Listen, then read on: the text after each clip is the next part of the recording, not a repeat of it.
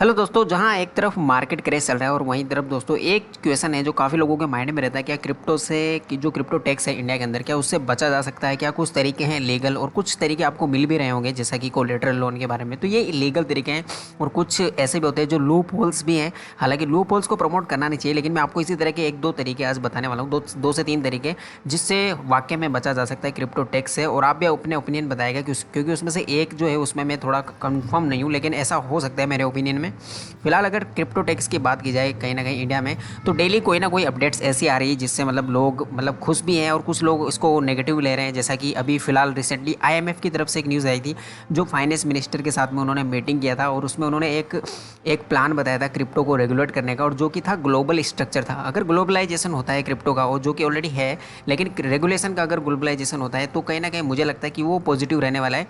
क्योंकि अगर पूरे वर्ल्ड में ज़्यादातर कंट्रीज़ में अगर जो क्रिप्टो रेगुलेशन है अगर वो सिमिलर रहेंगे तो क्रिप्टो स्पेस के लिए थोड़ा सा सही रहेगा, खासकर इंडिया के परस्पेक्टिव से अगर देखा जाए तो। क्योंकि इंडिया में फ़िलहाल काफ़ी टफ है क्रिप्टो टैक्स, और उस पर दोस्तों अभी जीएसटी की भी बात कर रहे थे, तो ये काफ़ी फर्ड वाली बातें हैं।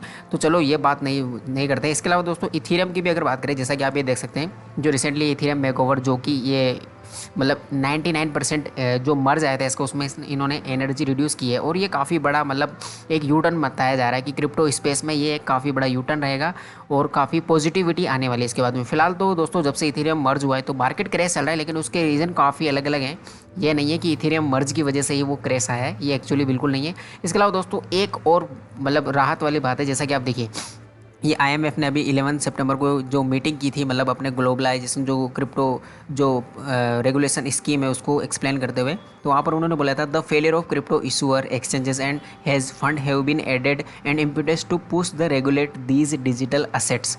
अब देखिए, कुछ जो एक्सचेंज है जो अभी भी दायरे में नहीं आ रहे हैं काफ़ी कंट्रीज़ में, जैसा कि वॉलेट्स हैं ज़्यादातर, है ना, और कुछ क्रिप्टो इशूअर है जैसा कि जहाँ पर क्रिप्टो ट्रेड किया जा सकता है सब कुछ, तो वो डिजिटल असेट्स की तरह हैं ऑफकोर्स, लेकिन उनको रेगुलेशन के दायरे में अभी वो नहीं है। तो उसको भी दोस्तों इन्होंने शामिल किया और इसके रिगार्डिंग इन्होंने बात की है। तो ये चीज़ें पॉजिटिव भी हो सकती है और ये भी हो सकता है कि कुछ और ज़्यादा बुरा हो जाए, ये भी पॉसिबिलिटीज़ तो हैं। लेकिन मैं सोच रहा हूँ कि अगर ग्लोबलाइजेशन होगा तो थोड़ा पॉजिटिव रह सकते हैं।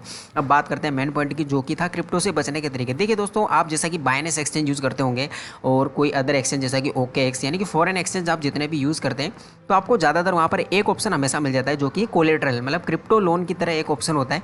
तो ये एक काफ़ी गजब का लीगल तरीका है जहाँ से आप टैक्स से बच सकते हो। जैसा कि आप खुद ही सोचिए कि जो टैक्स है वो तभी लगने वाला है जब आप सेल करोगे अपने क्रिप्टो को और उसको INR में कन्वर्ट करोगे, यानी कि प्रॉफिट बुक करोगे। लेकिन लोन में ऐसा होता है दोस्तों कि आप उसको सेल नहीं कर रहे हो, आप जस्ट उसको गिरवी रख रहे हो और उसके बदले में आपको कुछ अमाउंट मिल रहा है जो कि आपके बैंक अकाउंट में आप डायरेक्टली ले सकते हो। तो लोन पर कोई भी टैक्स नहीं होता है। तो एक तो ये तरीका है, और दूसरा तरीका दोस्तों एक है जो कि लूप होल हो सकता है कहीं ना कहीं। जैसा कि अगर आप देखोगे तो गाइडलाइंस में, जो क्रिप्टो गाइडलाइंस है, वहाँ पर साफ साफ लिखा रहता है कि जो टैक्स है वो सब सिर्फ तभी लगने वाला है जब आप सेल करोगे और प्रॉफिट बुक करने वाले हो। यानी कि जो भी आपका सेलिंग ट्रांजैक्शन होगा जिसमें आपको प्रॉफिट हुआ है, तब जाके ही आपको टैक्स देना है, उसी पर टैक्स लगेगा 30% जो फ्लैट टैक्स है। लेकिन अगर आप क्रिप्टो टू क्रिप्टो ट्रांजैक्शन कर रहे हो तो वहाँ पर सिर्फ TDS लगने वाला है, कोई क्योंकि आप वहाँ पर सेल नहीं कर रहे हो, आप अभी भी डिजिटल असेट्स के अंदर ही हो। तो ज़्यादातर फॉरेन एक्सचेंज में दोस्तों आप खुद ही देखिए, आप जब भी सेल करते हो तो आपको क्या मिलता है? आपको ना ही तो डॉलर मिलता है जो रियल मनी है, और ना ही INR मिलता है, आपको मिलता है USDT या फिर BUSD। तो ये दोस्तों है तो क्रिप्टो करेंसी ही, यानी कि डिजिटल असेट्स ही हैं। और एक ऑप्शन दोस्तों वहाँ पर ये भी होता है जो कन्वर्ट का ऑप्शन होता है। आप अगर देखोगे बाइनेंस में जैसे ओपन करोगे प्रो के अंदर, तो आपको एक ऑप्शन ये भी मिलता है कन्वर्ट का। तो वहाँ से आप दोस्तों किसी भी टोकन को किसी अनदर टोकन से स्वैप कर सकते हो, कन्वर्ट कर सकते हो। जैसा कि अगर सपोज आपने BNB खरीदा हुआ है तो BNB को आप BUSD में कन्वर्ट कर सकते हो, सीधा कन्वर्ट, बिना सेल वेल किए सारा कुछ। और P2P से आप ट्रेड करके INR अपने अकाउंट में ले सकते हो। काफ़ी ऑप्शन है। तो ये भी एक लूप होल है दोस्तों, लेकिन मैं इसको प्रमोट नहीं करता हूँ, लेकिन ये एक है, मुझे लगता है ये फिलहाल है। एक क्वेश्चन और है दोस्तों, क्योंकि काफ़ी लोग ये भी पूछते हैं कि जैसा कि अभी TDS जो वाला जो सिस्टम है वो सिर्फ क्रिप्टो इंडियन एक्सचेंज जो है उन्हीं पर लग रहा है, यानी कि जो फॉरेन एक्सचेंज है वहाँ पर TDS अलाउ नहीं है फिलहाल। जैसा कि बाइनेंस हो गया और कह सकते हैं जो जितने भी फॉरेन एक्सचेंज है उनके बारे में कह लो। तो मुझे भी लगता है दोस्तों जब तक वहाँ पर TDS नहीं है तो वो रिकॉर्ड नहीं है। लेकिन वहाँ से अगर हम इंडियन एक्सचेंज पर ट्रांसफ़र कर रहे हैं फंड, तो वहाँ पर दोस्तों TDS इन्वॉल्व है, तो उसमें तो टैक्स लगेगा, तो वो भी आपको ध्यान रखना है। बाकी अगर आप P2P ट्रेड कर रहे हो और कहीं ना कहीं ट्रेडिंग पूरा का पूरा आप फॉरेन एक्सचेंज पे कर रहे हो तो मतलब मुझे भी पॉसिबिलिटीज़ लग रही है 70 से 80% कि आपका टैक्स नहीं लगने वाला है वहाँ पर।